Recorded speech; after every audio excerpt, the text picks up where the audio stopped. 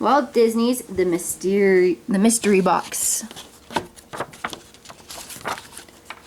Huey, Louie, and Dewey were spending a week with Daisy Duck. The weather was terrible. Daisy had waited all day for the rain to stop. She wanted to go shopping. Finally, she said, "I cannot wait anymore. I must buy food for dinner before the stores close."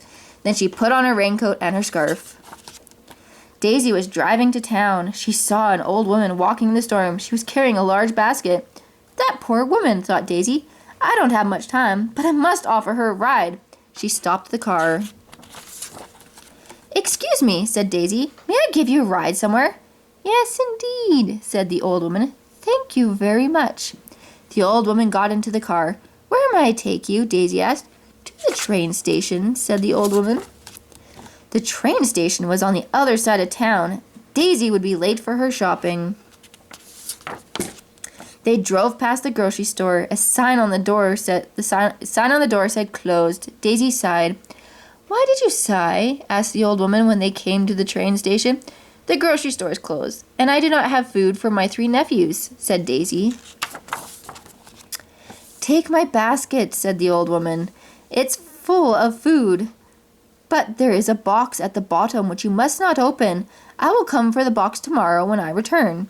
Daisy gave the old woman her address and thanked her for the food. By the time Daisy got home, the 3 boys were very hungry. "What's for dinner?" they asked.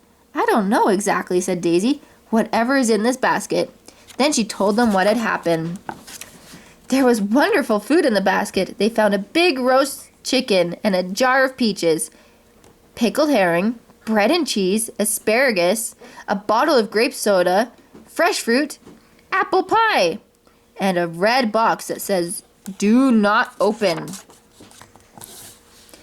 "This is a good dinner," said Huey. "It is. It sure is," said Louie. "But I wish we could open the mystery box," said Dewey. "Well, we cannot," said Daisy. "So I will put the box away so you will not think about it." She put it on a high shelf in her closet. Huey, Dewey, and Louie stayed up late that night trying to figure out what was in the mysterious box. They were still thinking about the box the next morning when Daisy went out on an errand. They decided to take a peek. They stacked 3 chairs on top of each other so they could reach the top shelf of the closet. Huey and Louie tried to hold the chairs steady while Dewey reached for the box. Crash! The chair slipped and fell. Down came the boys, Daisy's clothes, and the mysterious box.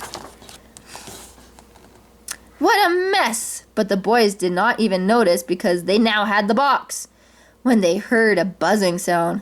"Maybe it's a bomb," said Louie. "We should take it outside," said Huey. When they were outside, they untied the string around the box and slowly lifted the lid. "Help!" they cried. "Bees!" Huey, Louie, and Dewey all turned and ran. They tried to hide, but the bees found them. Some of the bees flew down the street. They chased Uncle Scrooge, who had been mowing his lawn. Then the bees found Ludwig von Drake, and he swatted them with his rake. Goofy, a mailman, came riding by, where he heard the bees buzzing around him. He forgot to look where he was going. He headed right for Gus Goose, who was painting his house. Goofy knocked Gus over and spilled the paint. The 3 boys were still running. They came to a stream and tried to cross it on an old log. But the log didn't go all the way across. At the end of it, the boys wobbled and fell into the stream. They stayed in the water until the bees went away. When Huey, Louie, and Dewey got back to Daisy's house, they were wet and covered with scratches. They told Daisy what had happened. "Oh dear," said Daisy, "you should not have opened the old woman's box." "What will I tell the old woman when she comes?" said Daisy. She was fixing the boys' scratches. "We will tell her we're sorry," said Dewey. Just then, a taxi stopped outside the house. "It is the old woman!" the boys cried. The 3 boys told the old woman what had happened, and they said they were very sorry. "I must bring my bees back," she said. The old woman pulled out a small gold whistle. She played a little tune, and the bees came and flew back into the box.